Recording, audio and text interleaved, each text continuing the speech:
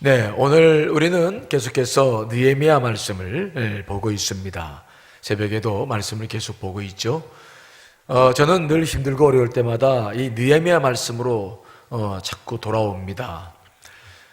두 가지 말씀을 힘들 때는 늘 묵상하는데, 하나는 예수님의 십자가의 사건들을 묵상하죠. 그러면 제가 해야 할 일이 무엇인지를 분명히 알게 되고 다시 십자가 앞에 나를 내놓고 힘을 얻어요. 또 하나, 느헤미야에 돌아오면은 이 속에는 비전이 있습니다. 내가 실망하고 좌절하고 낙심해 있을 때, 내 영이 살아날 수 있는 그 비전이 이 속에 있습니다. 그래서 힘들고 어려울 때는 느헤미야를 다시 쭉 읽고 묵상을 이제 하기 시작하면 주님의 명백한 메시지가 들리고 또 힘을 얻는 그런 은혜를 늘 누리게 됩니다. 오늘도 우리가 느헤미야 말씀을 이제 보고 있습니다.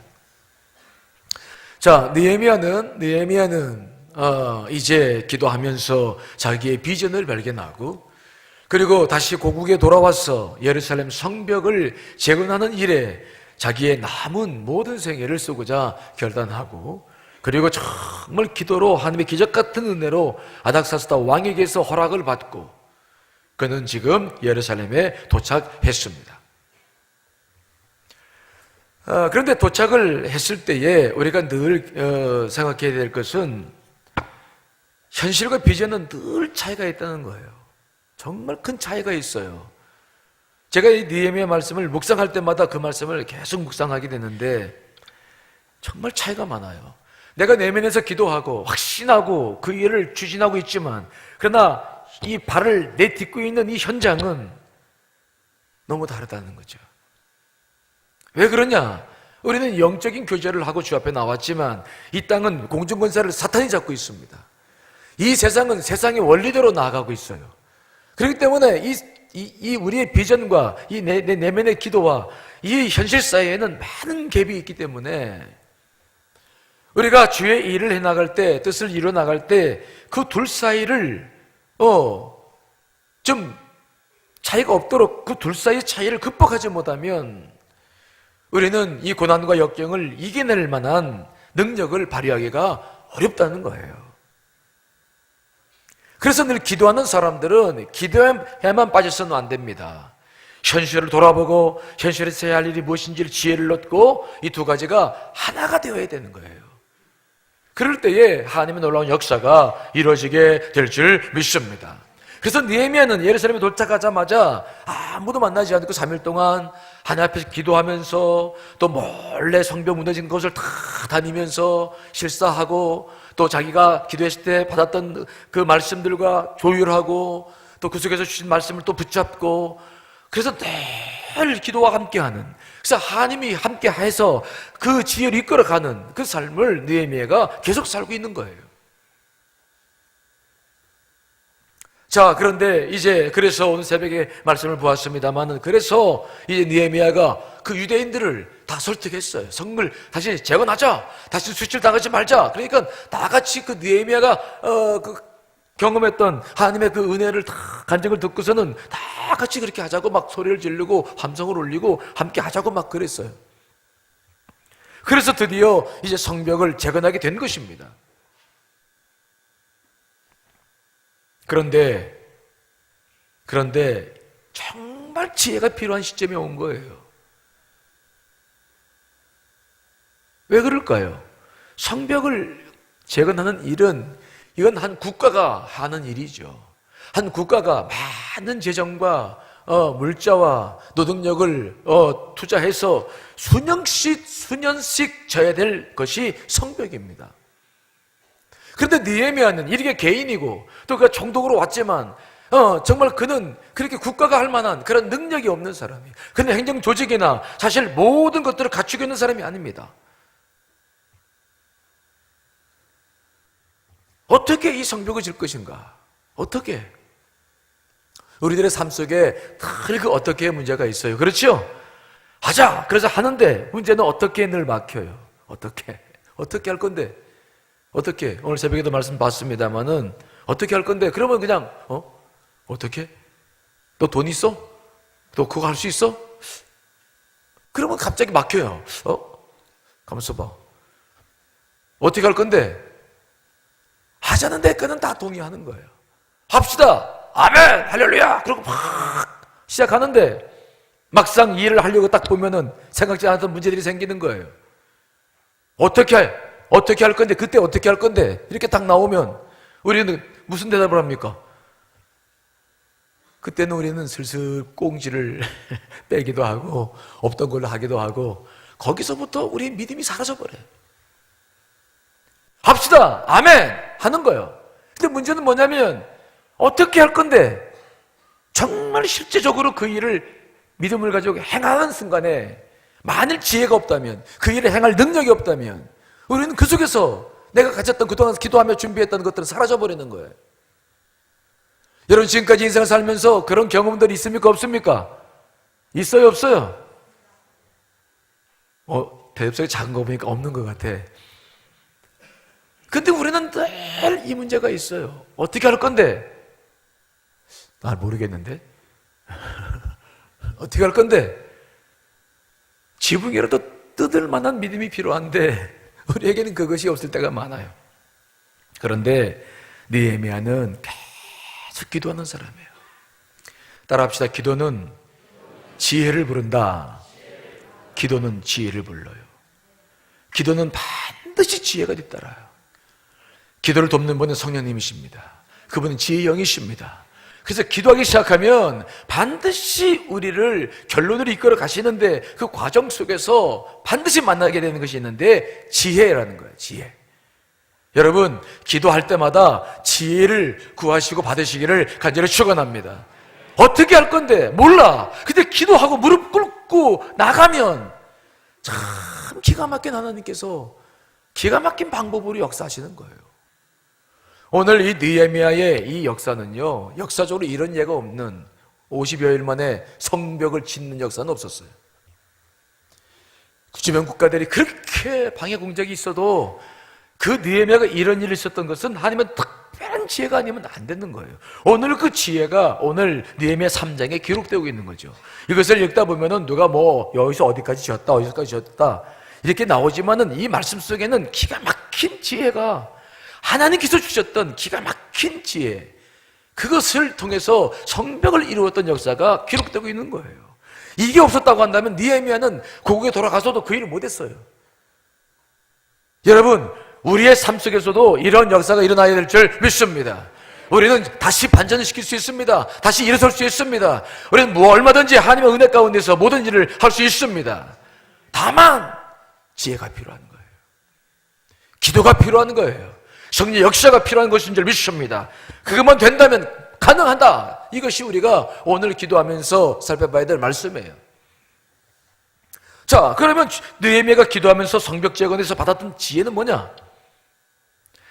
성벽을 재건하는 것은 예루살렘 성지 순례를 가보니까 뭐 다른 설명 없이 그냥 삥 둘러 있는 절벽 위에 지어져 있는 그런 성벽이 있었어요.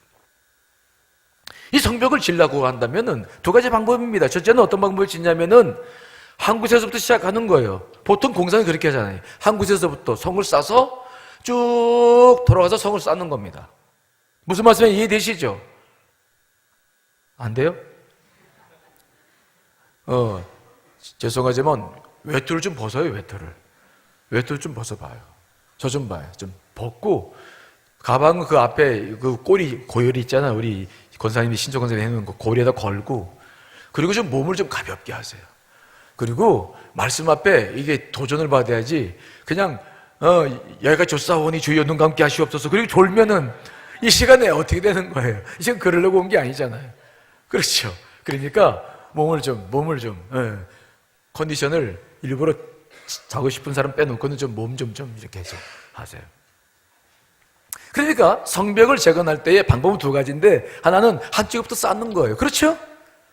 네. 성벽을 여러분 안 쌓아봤잖아요. 저도 안 쌓아봤고 그랬죠? 하지만 생각할 수는 있어요. 근데 이것이 원래 이렇게 성을 쌓더라고요. 성 쌓는 걸 제가 인터넷에서 찾아보니까 성 쌓는 방법들이 여러 가지가 있어요. 첫 번째 쌓다가 중간에 뭐 놓고 하는 뭐 그런 것들이 있는데 결과적으로는 한 곳에서부터 쭉 쌓아 나가는 방법이 일반적인 방식이더라고요. 왜냐하면 거기에는 물자 조달이 필요하죠. 그 무거운 돌들을 옮겨야 될, 옛날에는 기중기 같은 게 없었고 그랬으니까 전부 사람들이 옮겨야 되니까 그 복잡한 과정이 있더라고요. 그러니까 한쪽에서부터 이렇게 쭉 쌓으면 되는 거예요. 그런데 그렇게 쌓기 시작하면 어떤 문제가 생깁니까? 얼마나 많은 시간이 걸릴지 몰라요. 이스라엘 백성들이 가지고 있는 것은 전문가도 없고 물자도 없습니다. 느헤미야가 가져온 것은 제목, 살림 감독에게 청을 해서 나무를 가져왔는데 성벽은 돌로 쌓는 거예요. 거기에서 그렇게 전문가들도 없고 그들이 쌓을 수 있는 능력이 별로 없었어요. 그리고 시간이 많이 걸리면 주변 국가들이 달라들어서 방해하고 복잡한 문제가 생기는 거예요. 느헤미야는 이 문제를 가지고 아마 예루살렘부터 오기 전서부터 계속 기도했을지 몰라요. 왜냐? 이런 지혜를 받는다고 하는 것은 그냥 받아지는 게 아니죠. 저도 기도를 해보면서 지혜를 구할 때가 많은데 계속 지혜를 구하는데 이 지혜라고 하는 것이요, 이게 우리 마음대로 되는 게 아니라 주님께 주시는 거예요. 근데 기도의 양이 쌓여져야 돼. 이게 깊이 현장 속에 들어가야 지혜가 나와요. 기도할 때 기도하는 문제, 여러분들 풀어야 될 문제 속에 깊이 들어가서 주님께 교제해야 거기서 뭐가 나오는 지혜가 나온다는 겁니다. 이해되시나요? 마치 석탄을 캐듯이 깊이 들어가야 돼요. 그 사건 안에 깊이 들어가면은 그 문제를 풀 수 있는 지혜가 나오는데 그렇지 못하면 지혜가 안 나와요. 오늘 느헤미야가 이렇게까지 할 수 있었다는 것은 얼마나 깊이 기도가 들어갔나, 이걸 우리가 볼 수 있는 거예요. 그러면 그의 지혜는 뭐냐? 느헤미야 방법은 이것이었어요. 그 예루살렘 성을 쌓는데 처음부터 쌓는 게 아니라 42구역으로 나누는 거예요. 무슨 말 이해되시죠? 성이 쭉 있는데 이걸 42등분 한 거예요. 왜 42등분이냐? 그건 정확히 모르겠지만 아마 그 구성 멤버들, 유대인들의 구성 멤버하고 관련이 있는지 모르겠습니다만 아무튼 그건 지혜였죠. 성을 42등분 딱 해서 구역을 딱 짓는 거예요.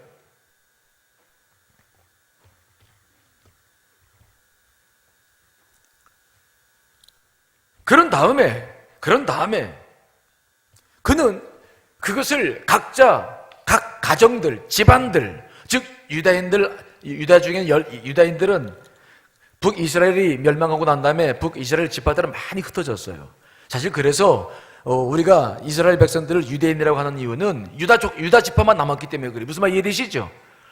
이스라엘 백성들은 우리가 계속 유대인 하잖아요. 그렇죠? 그 유대인이라고 하는 것은 12지파 가운데 유대 지파가 있잖아요. 나중에 북이스라엘이 멸망하고 그 다음에 남유다와 베냐민이 있다가 바벨론이 멸망하고 난 다음에 이들이 흩어져가지고 지파것이 거의 나중에 없어져 버려요. 그런데 강력하게 유대 지파만 남았기 때문에 지금도 그들을 우리가 유대인이라고 부르는 겁니다. 아셨죠? 알았다고 그래요. 예. 그러니까 그때 12지파는 다 사라졌지만 유대 지파들이 강력히 일어났기 때문에 아마 그들 중심으로 이렇게 자르지 않았나, 이제 그런 생각이 들어요. 근데 왜 이렇게 할 수 있는 겁니까? 중요한 것은 느헤미야가 이런 지혜를 받았던 것은 뭐냐면 이 성벽이 처음 쌓는 게 아니라는 거예요. 비록 시간이 오래됐지만 얼마나 오래됐습니까? 굉장히 오래됐죠. 70년 포로 생활했죠. 그다음에 80년 지금 학사 에스라까지 들어가가지고 성전 2차 공사를 성전 부흥운동을 했죠. 스룹바벨이 성전 재건했죠. 그게 80년, 70년, 80년, 150년이 지났어요. 성이 무너진 지가 몇 년 지났다고요? 150년이에요. 하지만 분명한 것은 뭐냐? 그 돌들, 그 건축자들 중에 가장 중요한 것이 돌인데 그 돌은 그 흙 속에 있다는 거예요.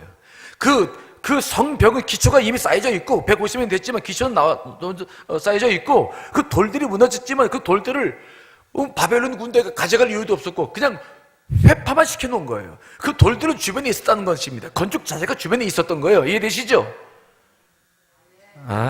참 정말 해봤어야 알지 뭐. 그러니까 이게 두 번째 쌓는 거니까 건축 기초, 성벽을 쌓는 기초는 놓여져 있고 이미 그 쌓여졌던 돌들은 회파돼가지고 주변에 다 있는 거예요. 흙 때문에 속에 있지만 흙을 파기 시작하면 돌들이 올라오는 겁니다. 아셨죠? 이 건축 자재가 그대로 다 있는 거야. 중요한 건축 자재가 다 있는 거예요. 그러니까 이것을 한쪽부터 쌓을 필요도 없는 거야. 비록 그들이 기술은 없지만 잠시 교육을 시킨 다음에 12구역을 딱 나누어서 집안마다 그 모든 것을 할 수 있도록 딱 하면 자기 분량만 딱 하기 시작하면은 이것은 단 시일 내에 물론 연결 부위가 문제가 되겠지만은 그 모든 것들을 좋은 감독을 이제 느헤미야가 한 것입니다. 그래서 동시다발적으로 그 42구역이 성벽 재건을 다시 함께 시작해가지고 50여일 만에 딱 끝내버리는 거예요. 수년 동안 해야 될 일들을 그 가족에 있는 현재의 부서진 그 모든 것들을 사용해가지고 그 일들을 한꺼번에 해버리는 거예요. 저는 이 느헤미야를 계속 묵상을 하기 때문에 옛날에 묵상했던 것이 또 올라오기도 하고 하지만은 이번에 이 느헤미야 3장 묵상을 다시 하면서는 이게 참 기가 막힌 일이다. 우리가 보통 성벽 재건을 하려면은 근데 어떻게 이런 일을 생각했을까? 어떻게 이렇게 느헤미야가 이 일을 시작했을까? 여러분, 하나님께서 기도하는 사람들에게는 지혜를 허락해 주시는 줄 믿습니다. 지혜를 주세요. 지혜가 떠오르지 않은 것은 기도가 완성되지 않는 거예요. 저도 계속 기도합니다. 또 당회를 준비하고 내년 목회 계획을 위해서 또 앞으로 교회의 비전 많은 것들이 이 연말이 되면 있어요. 이 11월은 없었으면 좋겠어 좀. 그냥 머리가 그래서 머리는 주로 11월, 12월 달에 빠지는 것 같아. 주로 그때 빠졌다가 봄에 났다가 또 빠지고.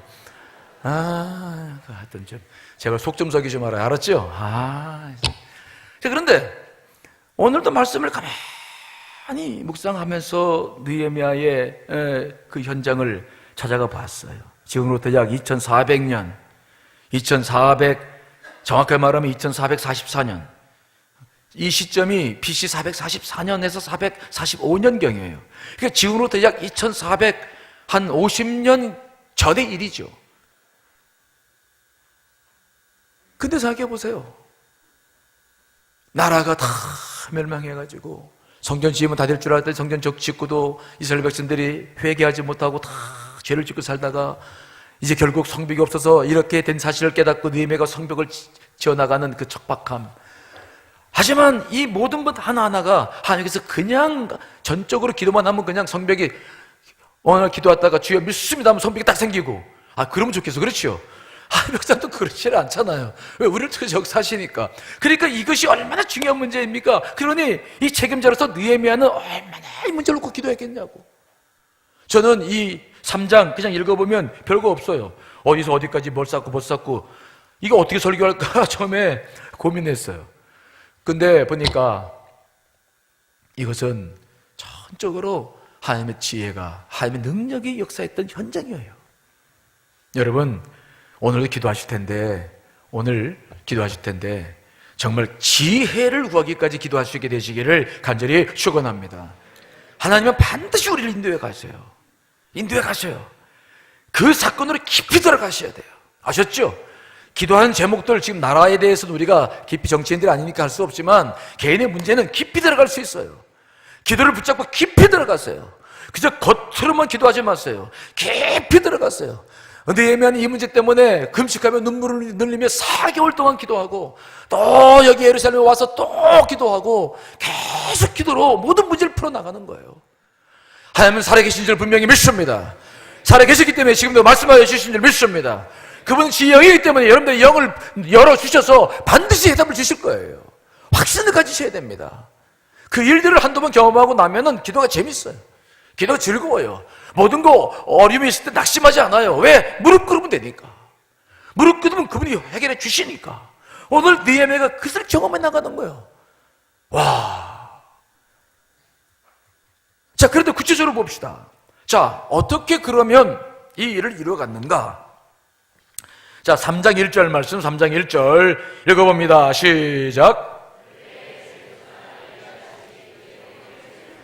일어나 양문을 건축하여 성별하고 문짝을 달고 또 성벽을 건축하여 함대와 망대에서부터 하나넬 망대까지 성별하였고, 제일 먼저 대제사장 엘리야십이 이제 공사를 맡게 되었어요. 양문은 양을 이제 데리고 나갔다가 들어왔다가 재물을 잡았다 하는 그런 문이죠. 중요한 문입니다. 나는 양의 문이라고 말씀하셨던 예수님의 말씀이 생각나는 그런 대목이죠. 예루살렘 성은 문이 없어서 도둑이나 강도를 전혀 막아주지 못했습니다. 뻥 뚫린 들판 같았습니다. 거기에 느헤미야는 제일 먼저 대제사장 엘리야십에게 양문을 건축하라는 명을 내리게 되죠. 또 2절에 보면은 예루살렘이 아닌 여리고 사람들도 많이 이제 성을 쌓기 시작했고, 3절에 보니까 어문공사, 이 어문은 물고기들을 이제 가지고 들어오는 갈릴리 호수에 가까이 있는 그런 문인데, 하스, 나야 자손들이 맡아서 이제 하게 되었고, 또 두고아 사람들도 공사하게 되었고, 7절에 보니까 기브온 사람들과 미스바 사람들까지, 이방인들입니다. 이 사람들까지도 예루살렘에 살고 있었기 때문에 이제 예루살렘화 되어져서 함께 동참하는 것을 보게 되고, 상업으로 하는 사람들도 성을 쌓게 되었고요. 또 더군다나 보니까 예루살렘 성에 안에 있는 사람들은, 가까운 집에 있는 사람들은 그들이 쌓게 만들었고, 심지어 여인들까지도 쌓게 만들죠. 12절 봅시다. 읽습니다. 시작. 그 다음은 예루살렘 지방 절반을 다스리는 할로헤스의 아들 살룸과 그의 딸들이 중수하였다. 성벽재건에 여자들까지 막 동원해가지고, 그러니까 쉽게 말하면 유대인 전체가 다 갈라들어가지고 한꺼번에 모든 일을 하는 거예요. 이해되시죠? 뭐 빠지고 안 하고 이게 없는 거야. 딱딱딱 구획을 정해놓아가지고 모든 사람이 함께 하자. 그래서 함께 그 성벽을 삽시간에 짓기 시작하는 거예요. 저는 이 느헤미야의 지혜에 또 하나 감탄하는 게 있어요. 함께 한다는 것. 성벽을 다 해서 동시다발적으로 한다는 것도 큰 지혜였지만, 한 사람도 빼놓지 않고 모든 집안 사람들을 다 불러 모아가지고 함께 성벽을 짓자는 거예요. 내가 질 테니까 따라와라, 그게 아니라 함께 사분 오열되어 있는 민족들을 함께 한 목적으로 묶어내는 거예요. 그 성벽을 쌓으면서 옛날에 자기들이 번성했던 대제국이었던 다윗과 솔로몬 시대를 기억하면서, 그들이 왜 죄를 지었는지를 기억하면서, 그들은 성을 쌓으면서, 성벽을 쌓으면서, 그들은 그 50여일 동안 수많은 대화들을 나누면서 과거 역사와 그들이 가졌고 있던 슬픔과 실신의 포로 생활했던 아픔과 왜 죄를 지어서 하나님의 심을 받았게 됐는지, 그 모든 것들을 함께 나눌 수 있는 기회, 함께 할 수 있는 기회를 다 갖게 하는 것이다 하는 거예요. 여러분, 정말 우리나라의 모습을 보고 있습니다마는 우리나라가 제일 가슴 아픈 게 뭐예요? 정말 우리가 기도할 때 제일 중요한 기도가 있습니다. 우리나라도 먼저 하나가 되어야 될 줄 믿습니다. 제발 이 국가가 이렇게 어려운데, 그 당리대략을 떠나서 민족을 먼저 생각하면서 모든 사람들이 합심하면 얼마나 이 문제가 풀어지기 쉽겠어요. 그런데도 그냥 서로 계산을 하느라고 이렇게 어려운 시기들을 보내고 있는 모습을 우리가 보고 있잖아요. 여러분, 정말 필요한 것이 있습니다. 우리나라도 하나 되어야 될 줄 믿습니다. 교회도 하나가 되어야 될 줄 믿습니다. 가정도 하나가 되어야 될 줄 믿습니다. 여러분, 아무리 힘들어도 하나가 된다면 못할 게 뭐가 있겠어요? 주의를 해보시죠. 김장을 담아보셨잖아요. 왜 기쁘고 즐겁습니까? 함께하면 막 기쁘고 즐거워요. 힘들지 않아요. 절대 졸리지 않아, 이게. 너무 좋아가지고 막 한 번 더 하려고 그래. 함께 한다는 힘은 거기서 나오는 거 아니겠어요? 느헤미야는 어떻게 해서 이 일을 이룰 것인가를 기도하면서 그는 그 지혜도 받은 거예요. 함께 해야 된다. 잘하든 못하든 다 함께 해야 된다. 여러분, 우리 교회도 정말 하나가 되어야 될 줄 믿습니다. 그러려면은 우리는 어떻게 됩니까? 자, 느헤미야의 지혜를 통해서 우리가 기도해야 될 제목은 무엇입니까? 자, 여러분, 에베소서 4장 1절 말씀 한번 읽어볼까요? 에베소서 4장 1절 읽습니다. 시작. 너희가 부르심을 받은 일에 합당하게 행하여. 부르심을 받은 일에 합당하게 행하라.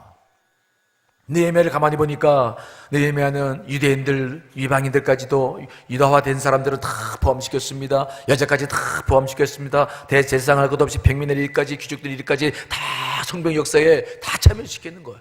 부르심 받은 사람들, 하나님의 사람들을 다 참여시키는 거예요. 우리는 예수 그리스도의 이름으로 부름받았어요.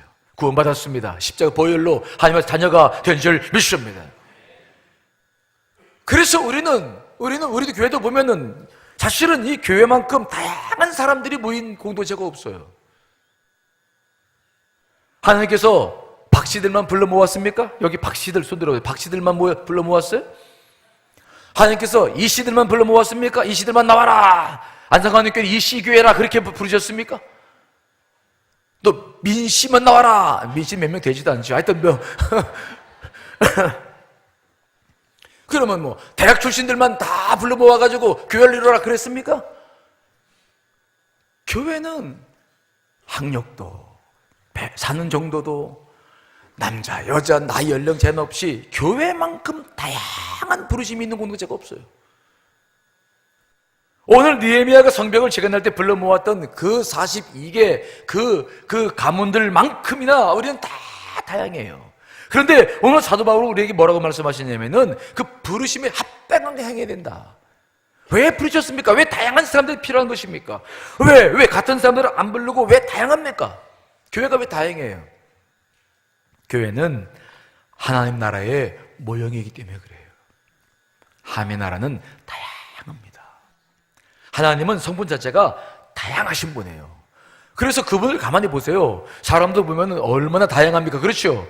같은 한국 사람이지만은 한국 사람은 다 한국 사람처럼 보입니까? 난 우리 에게 처음 왔을 때 이런 말 하면 안 되는데 우리 김영희 목사님 보고서 어디서 오신 분인가? 아니 이런 말 하면 안 되는데 했네. 굉장히 잘생겼잖아요. 멋있잖아요. 예. 근데 우리랑 조금 달라 보여서 처음에 지금 안 그렇지. 왜 얼굴이 다 다양하냐고. 왜? 꽃도 보세요. 장미 하나만 핍니까? 수많은 꽃들이 있잖아요. 그래서 이 하나님의 성품은 우리가 성품을 이해하셔야 되는데 하나님의 성품은 다양하다는 게 특성입니다. 뭐라고요?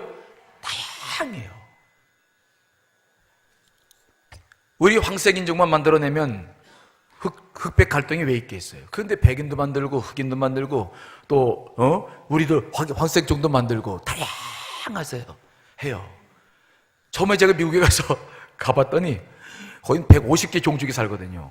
울긋불긋 막 별의별 사람이 다 있어. 처음에는 그게 어색해가 적응이 안 됐어요. 근데 한국 오니까 다 똑같아 보여가지고 그게 또 적응이 안 되더라고.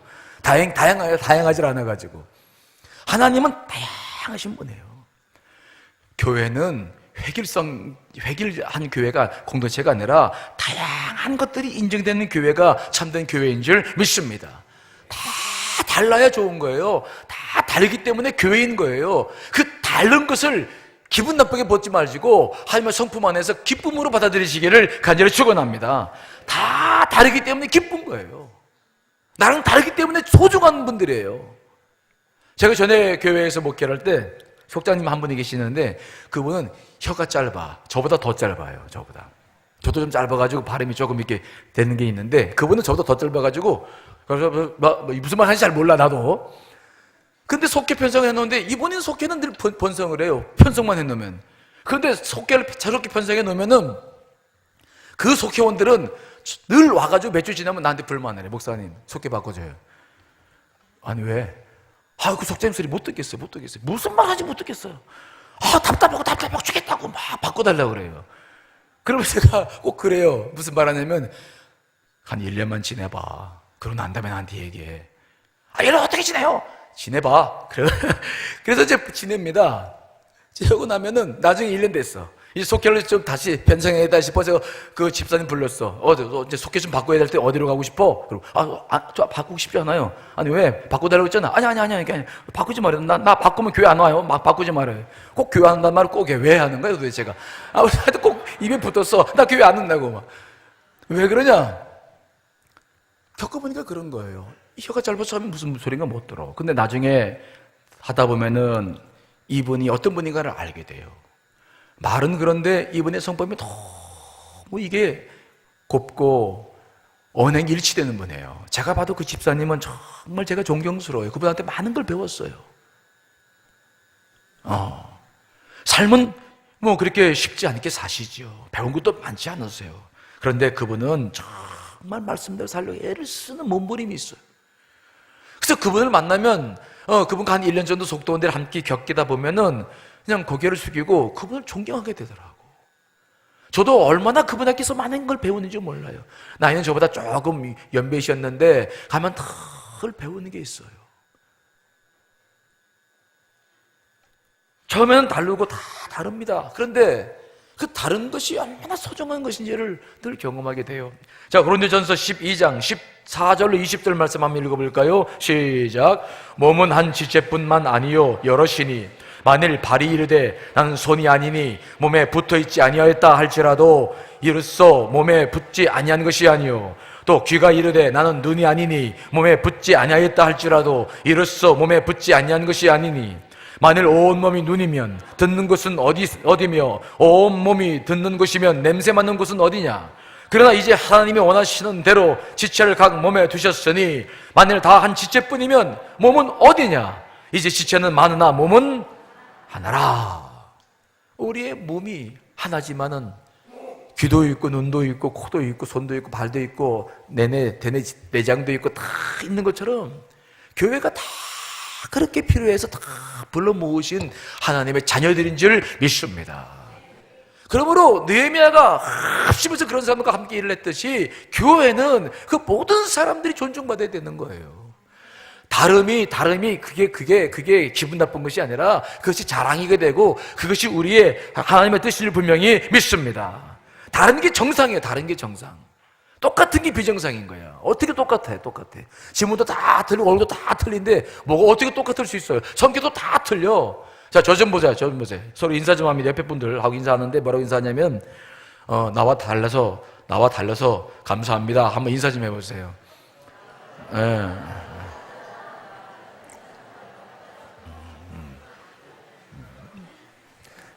인사 좀 하랬더니 그냥 대강 하는 거야. 그냥 저 좀 봐요. 그렇게 인사하지 말고 이렇게 이제 몸을 틀어서 이렇게 하지 말고 몸을 틀어가지고 손을 내밀고 인사하는데 눈을 딱 쳐다보시면서 나와 달라서 당신은 가치가 있습니다. 아셨죠? 한 번 더 부탁합니다. 인사합니다. 시작. 네.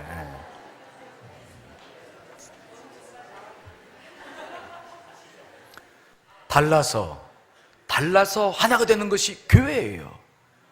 똑같이 하나가 되는 것이 교회가 아니라 하나님 나라가 아니라 달라서 하나가 되는 교회가 참된 교회인 줄 믿습니다. 달라서 하나가 되는 거예요. 하나님 나라가 그 특성이 그렇습니다. 하나님 자체가 다양하신 분이세요. 오늘 느헤미야는 그 다양한 사람들을 자기 기준으로 꺾어서 안 돼 이게 아니라 다 함께 하자. 정말 놀라운 지혜인 것을 우리가 바라보게 되죠. 자, 또 하나 우리가 하나가 되려면 어떻게 해야 되느냐? 에베소 4장 2절 말씀 같이 읽습니다. 시작.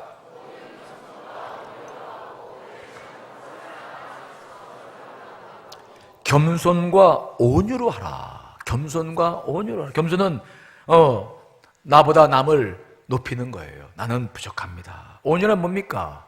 잘 조절된 감정이죠. 내 걸 주장하는 것이 아니라 상대방과 내가 잘 조절해서 함께 해나가는 그런 것이 겸손과 온유죠. 여러분, 특별히 나보다 요즘 더 신앙생활도 잘하고 복도 받고 막 그런 분이 계시다고 한다면 절대 시기 질투하면 안 돼요. 제가 기도하면서 얻은 진리는 뭐냐면 어떤 사람을 시기 질투하고 미워하면 그 사람이 받은 복 이상으로 못 받아요. 제가 이런 말을 할 필요는 없고, 제가 이 교인들 과정을 잘 살펴보면서 많은 걸 느끼는데 정말이에요. 시길도 많은 사람들 그 이상 못 넘어가요. 그거 신기하대. 참 신기해요. 옆에 복 받는 사람이 이렇게 신앙생활 열심히 하시는 분이 계시면 격려해 주시고 여러분 그분 곁에 가까이 가시기를 간절히 축원합니다. 절대 시기주길 할 필요가 없어요. 깎아내리고 싶고 막 하고 싶으면 하나님 회개해야 돼요. 정말 그런 일은 불필요한 일이에요.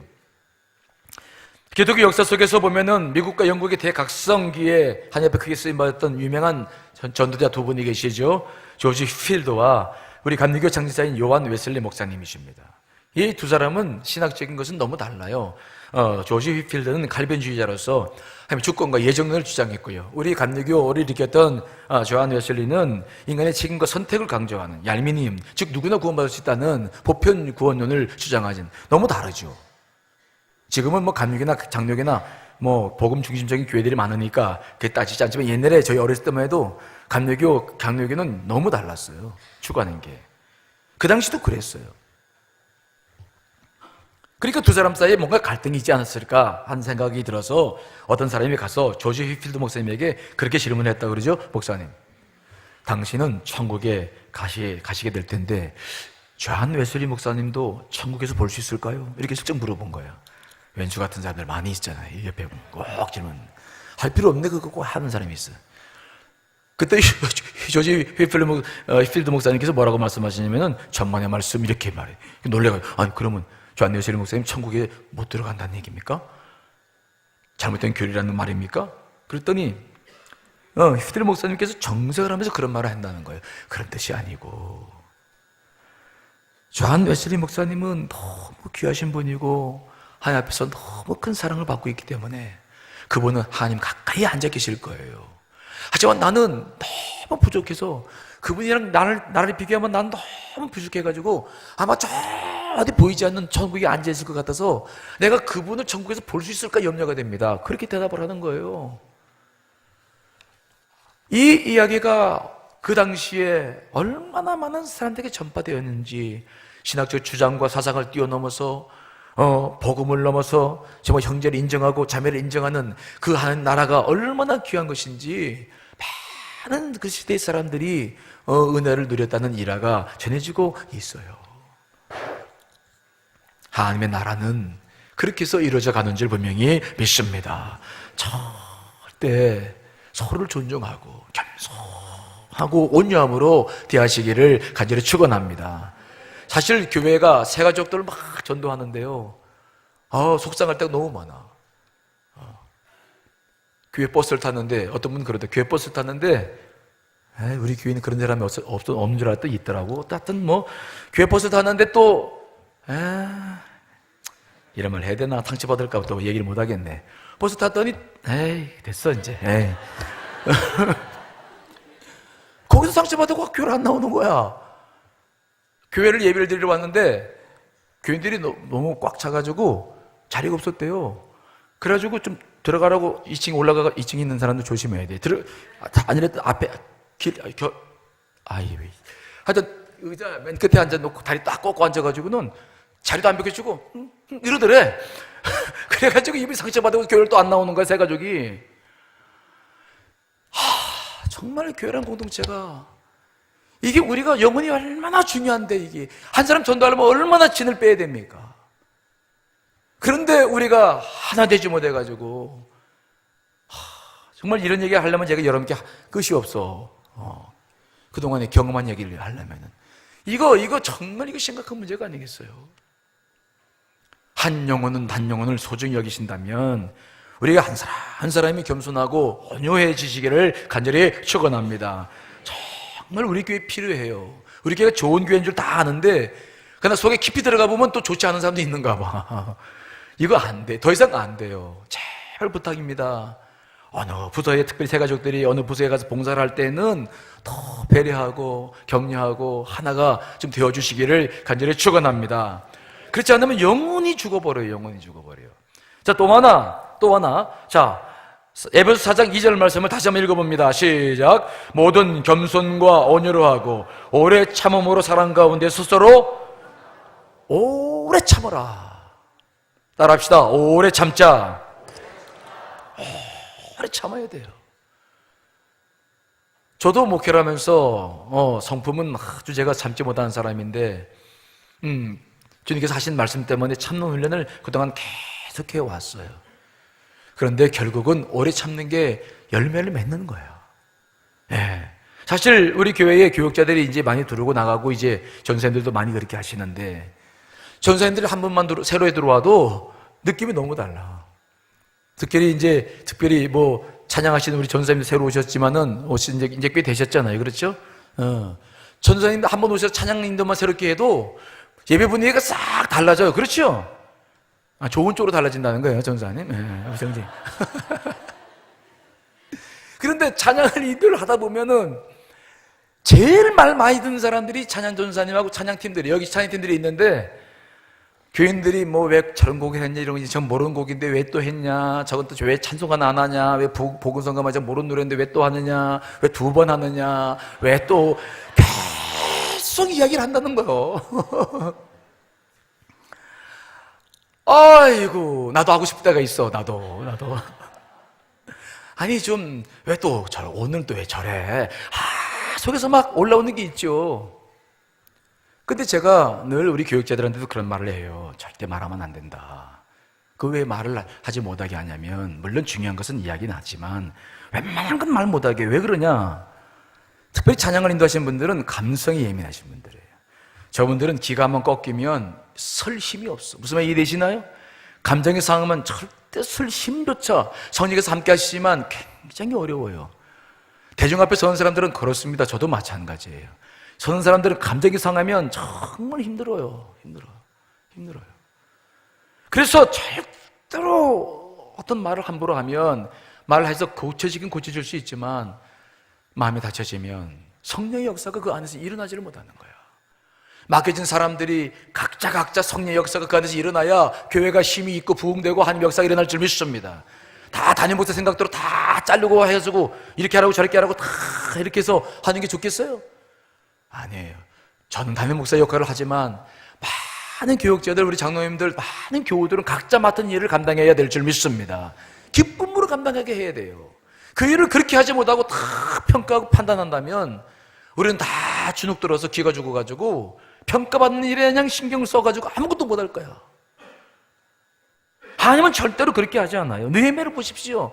그냥 다 이러면서 하는. 그래서 교회는, 특별히 교회는 오래 참아야 된다. 따라합시다. 오래 참아야 된다. 오래 참아야 돼요. 제가 그 은혜를 누리고 있는 사람이에요. 제가 처음에 목회를 나갔을 때, 언젠가 제가 이 간증을 드렸는데, 부여에서 목회를 할 때, 그때 막 대학을 졸업하고 가가지고 얼마나 막 또 뭐 아는 체하고 막 그럴 때예요. 그렇죠? 막 책도 좀 읽었다 그러고 막 공부도 했다 그러고 막 아는 체 가고 싶고 막. 근데 교인들은 다 60대 70대에 무슨 말 하는지도 알아듣지도 못하는 분들이에요. 저는 막 설교할 때 막 신학적, 철학적, 종교학적 막 설교를 하고 나오면 우리 집사람이 나한테 막 가는 거예요. 당신 제발 쩍쩍중거리지 말라고. 쩝쩝대라는 말은 이제 식사할 때 되고, 쩍쩍대지 말라는 건 철학적, 종학적 이런 말 좀 하지 말라고. 아니, 당신이 그런 설교를 하는 건 당신 했지만 그 노인들이 그걸 알아들을 그래도 막 제가 내가 잘났다고 막 팍팍 우기죠. 이 사모가 돼가지고 목사가 기도하지 않고 뭐 설교한다고 막 그러냐고 막 쩍쩍거린다고 막 그러고 요즘은 절대 안 그럽니다. 네,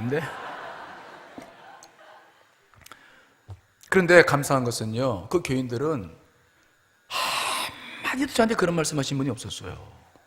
제가 얼마 전에 그 교회가 60주년 돼가지고 성전 건축해가지고 갔다 온 일이 있는데, 그분들은 지금도 얼마나 반갑게 맞이하고 20년 넘었는데 30년 가까이 됐는데도 그분들은 늘 예배가 마치고 나면 나는 막 제 모습이 좋아가지고 막 그분들은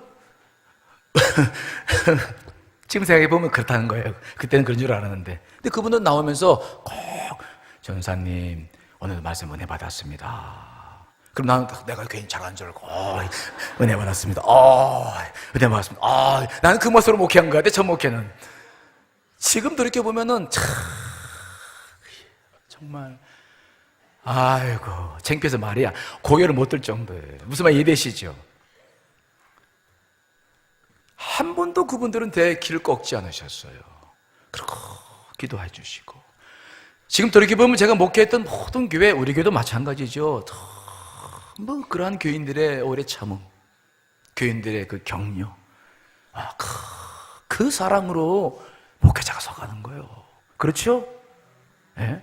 그 오래 참음이 없이 어떻게 한 사람의 목회자가 서고 설교자가 완성되겠습니까? 그 오래 참음이 없이 어떻게 한 교인들이 완성돼 가겠습니까?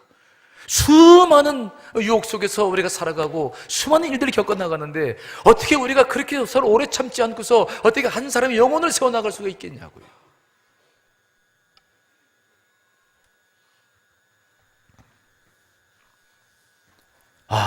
정말 얼마나 귀중한지 몰라요.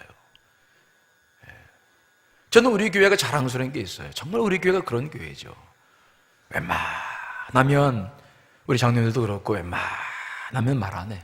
참고 견디고 참아주고 인내해주고. 여러분 우리 교회가 하나님 나라가 되어야 한다면 이런 나라가 되어야 되는 거예요. 그렇지 않다고 한다면은 우리 느헤미야가 누렸던 이 기쁨 못 누려요. 하나님의 일을 그렇게 기쁨으로 못 합니다. 제가 언젠가 이 예화를 한번 드린 적이 있는데 한 번 좀 말씀을 더 드려야 되겠어요. 20대 초반에 결혼을 해가지고 23살에 그만 남편과 사별하고 유복자인 딸 하나를 낳아서 평생 길렀던 권사님이 계셨어요. 요즘 같으면 금세 시집 갔을 텐데 그때만 해도 그런 게 없었죠. 그저 딸 하나 데리고 평생 온갖 장사해 가시면서 딸을 교육시키고 유학까지 보내가지고 마침내 그 딸이 이제 대학 교수가 되었죠. 근데 여러분 그런 가정 분위기를 생각해 보시겠어요? 제가 미국에서 목회하다 보니까 자녀를 데리고서 미국에 유학 온 사람들이 겪는 고민이 똑같아요. 무슨 고민이냐면 부모들은 자식들 때문에 데리고 와서 유학시키는데 그래서 자녀들은 거기서 공부하니까 영어를 너무 잘하는 거야. 근데 부모들은 뭘 못합니까? 영어를 못해요. 이놈들은 나중에 영어를 잘하고 집에서도 막 영어 가지고 부모님한테 영어 못한다고 그러고 이게 집안 갈등이 막 생기는 거예요. 못돼 처먹은 놈들 많아가지고. 아 정말이에요. 목회하다 보면 화가 나요. 집안에서 분란이 생기는 건 거의 대부분 그거야. 영어도 모르는, 아니, 막 그런 놈들이 많아요. 근데 그런 분위기야. 교육을 쉽게 교수까지 만들어 놨더니 어머니는 못 배웠어. 배운 게 없어. 그러니까 이 대화가 안 되는 거예요, 대화가. 그러니까 한동안 어머니도 안 찾아보고 이 딸이 못되게 처먹어가지고 하여튼 그러고 살았어요. 그런데 결혼하고 철이 들어가지고 40쯤 넘으니까 철이 들어가지고 어머니가 찾아온 거예요. 찾아와가지고 그동안 잘못한 것을 이제 이야기하면서 어머니께 고맙다고. 사실 생각해보니까 어머니가 없었다고 한다면 제가 그런 복을 누릴 수 없었던 것을 알게 되는 거예요. 그래서 이제 어머님을 모시게 살겠다고. 그리고 이제 어머님을 교육 학교에 사는 어머님을 모시고 좋은 집을 마련했다고 데리고 이사까지 해가지고 함께 살았어요. 근데 그러다 보니까 이 어머님이 이제 교회 나와서 새벽 기도도 해야 되고 하는데 이게 어렵잖아요. 그러니까 자꾸 이제 힘들어하는 거예요. 그러니까 그 딸이 말하는 거예요. 어머니 뭐가 힘들어서 그래요? 나랑 사는 게 힘들어요? 그러니까 그런 얘기를 했다고 그래요. 야, 교회가 좀 가까워야 되는데 교회가 뭐니까 힘들다. 네가 좀 나랑 같이 가줄래? 네가 나랑 좀 예배될 때마다 좀 같이 가준다면 그러면 정말 난 좋겠는데. 그러니까 딸이 가만히 생각해 보니까 자기도 고등학교 때까지 다녔던 교회니까 그럼 내가 엄마 데려다 드릴게. 그리고 이제 주일날 처음으로 정말 몇십 년 만에 어머니를 데리고 교회로 온 거예요. 교회 와서 예배를 드리니까 목사님도 그 권사님 딸이라고 하니까 칭찬해주고 다들 격려해주고 예배가 끝났어요. 그래서 이제 그 교회에 있는 카페에 가서 차로 한잔 마시고 있는데 그 옆에 앉아있는 집사님들이 막 얘기를 하는데 누군지 모르겠지만 막 말들을 하기 시작하는데 교회의 흉을 보고 막 그러니까 그 말이 너무 듣기 싫어가지고 에이 교회라는 거 똑같구나. 그러고서 2층으로 올라가서 앉아있는데 이번에는 보니까 어디서 회의를 하는데 막 서로 싸우는 소리가 들리는 거야. 회의를 하는데 막 못할 소리도 들리고 막 욕도 나오고 그러니까 이 딸이 막 화가 난 거예요. 교회가 이게 왜 우리 어머니가 다닌 교회가 왜 그런 거야. 그래가지고는 1층 내려와가지고 자기 어머니 찾아가지고 어머니 손 잡고 왔자고 막 빨리 가자고 이런 교회 다니지 말라고 막 빨리 가자고 막 그리고 어머니를 끌고 집으로 갔어요. 집에 딱 도착하자마자 그런데 어머니가 단 한 번도 그런 표정이 없었는데 얼굴이 딱 바뀌어지면서 너 왜 그러니?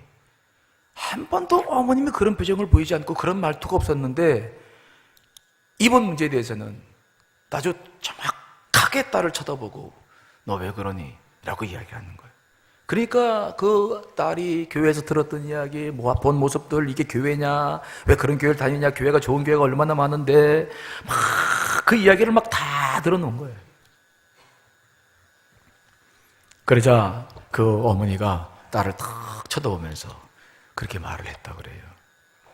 나는 평생 교회를 다니면서 예수님만 보았는데 넌 교회에 딱 한 번 가서 참 많은 것을 보았구나.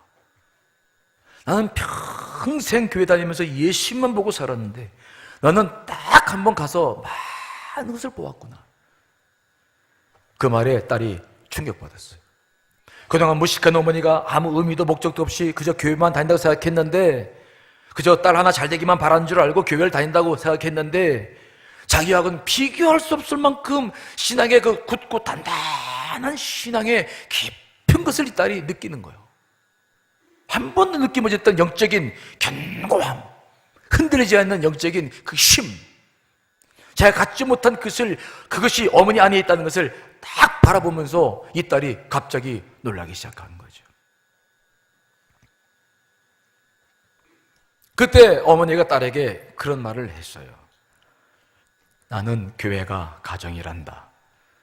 나는 너를 공부시키기 위해 내보내면서 언제나 홀로 교회와 함께 살았어. 시장판에서는 남에게 당하지 않으려고 깍쟁이 노릇을 해야만 했고, 피곤한 몸을 이끌고 집에 돌아오면 아무도 없다는 그 외로움에 나는 몸부림칠 때가 많았단다. 그러나 그때마다 나는 교회에서 위로를 받고 살았어. 예수님은 내 남편이셨고 내 위로자셨어. 그 예수님이 너를 축복해서 지금 내가 대학 교수가 된 것이라고 나는 믿는다. 비록 교회가 말이 많고 흠이 많은 것처럼 보여도 교회만큼 소중한 가정은 또 없단다. 교회는 나의 마지막 가정이야. 어머니가 똑똑하게 이야기하는 거예요. 교회는 마지막 내 가정이야. 내 가정이라. 예수님이 내 남편이었다고.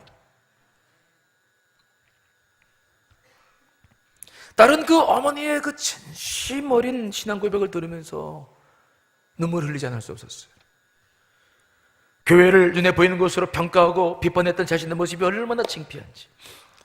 그때부터 그 딸은 그 어머니를 이어서 그 교회를 지극정성으로 섬겼다고. 그는 늘 어머니가 한 말을 기억했다고 그래요. 교회는 나의 마지막 가정이다. 이 교회는 내 마지막 가정이야.